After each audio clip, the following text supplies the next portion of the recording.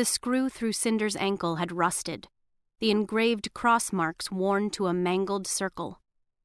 Her knuckles ached from forcing the screwdriver into the joint as she struggled to loosen the screw, one gritting twist after another. By the time it was extracted far enough for her to wrench free with her prosthetic steel hand, the hairline threads had been stripped clean. Tossing the screwdriver onto the table, Cinder gripped her heel and yanked the foot from its socket. A spark singed her fingertips and she jerked away, leaving the foot to dangle from a tangle of red and yellow wires. She slumped back with a relieved groan. A sense of release hovered at the end of those wires. Freedom. Having loathed the too small foot for 4 years, she swore to never put the piece of junk back on again. She just hoped Aiko would be back soon with its replacement.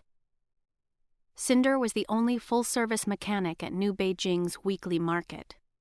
Without a sign, her booth hinted at her trade only by the shelves of stock android parts that crowded the walls.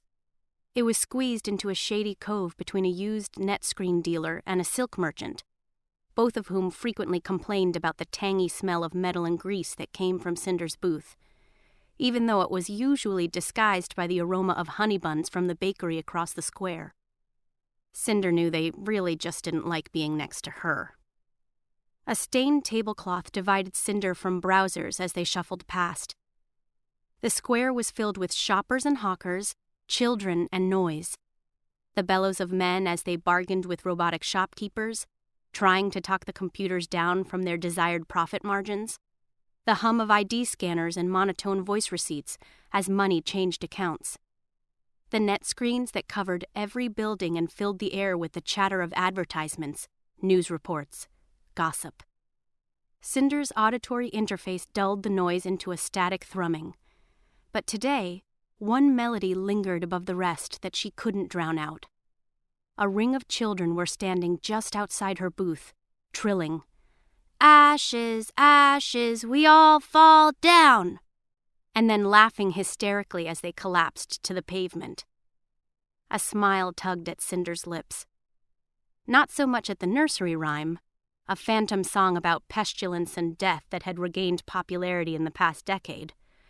The song itself made her squeamish. But she did love the glares from passers-by as the giggling children fell over in their paths. The inconvenience of having to swarm around the writhing bodies stirred grumbles from the shoppers, and Cinder adored the children for it. "Sunto! Sunto!" Cinder's amusement wilted. She spotted Chang Sasha, the baker, pushing through the crowd in her flower-coated apron. "Sunto, come here! I told you not to play so close to—" Sasha met Cinder's gaze, knotted her lips, then grabbed her son by the arm and spun away. The boy whined, dragging his feet as Sasha ordered him to stay closer to their booth. Cinder wrinkled her nose at the baker's retreating back. The remaining children fled into the crowd, taking their bright laughter with them. "It's not like the wires are contagious," Cinder muttered to her empty booth. With a spine-popping stretch, she pulled her dirty fingers through her hair, combing it up into a messy tail, then grabbed her blackened work gloves. She covered her steel hand first, and though her right palm began to sweat immediately inside the thick material, she felt more comfortable with the gloves on, hiding the plating of her left hand. She stretched her fingers wide, working out the cramp that had formed at the fleshy base of her thumb from clenching the screwdriver, and squinted again into the city square.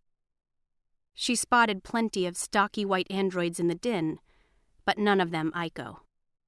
Sighing, Cinder bent over the toolbox beneath the work table. After digging through the jumbled mess of screwdrivers and wrenches, she emerged with the fuse puller that had been long buried at the bottom. One by one, she disconnected the wires that still linked her foot and ankle, each spurting a tiny spark. She couldn't feel them through the gloves, but her retina display helpfully informed her with blinking red text that she was losing connection to the limb. With a yank of the last wire, her foot clattered to the concrete. The difference was instant. For once in her life, she felt weightless. She made room for the discarded foot on the table, setting it up like a shrine amid the wrenches and lug nuts, before hunkering over her ankle again and cleaning the grime from the socket with an old rag. Thud. Cinder jerked, her head smacking the underside of the table. She shoved back from the desk, her scowl landing first on a lifeless android that sat squat on her work table, and then on the man behind it.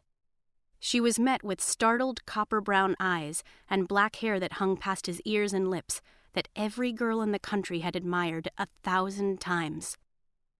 Her scowl vanished. His own surprise was short-lived, melting into an apology. "I'm sorry," he said. "I didn't realize anyone was back there." Cinder barely heard him above the blankness in her mind. With her heartbeat gathering speed, her retina display scanned his features, so familiar from years spent watching him on the net screens. He seemed taller in real life, and a gray hooded sweatshirt was like none of the fine clothes he usually made appearances in. But still, it took only 2.6 seconds for Cinder's scanner to measure the points of his face and link his image to the net database. Another second, and the display informed her of what she already knew. Details scribbled across the bottom of her vision in a stream of green text. Prince Cato, Crown Prince of the Eastern Commonwealth, ID number 0082719-057, born 7 April 108 TE, FF 88987 Media Hits, Reverse Cron, posted 14 August 126 TE. A press meeting is to be hosted by Crown Prince Kai on 15 August to discuss the ongoing letumosis research and possible leads for an antidote.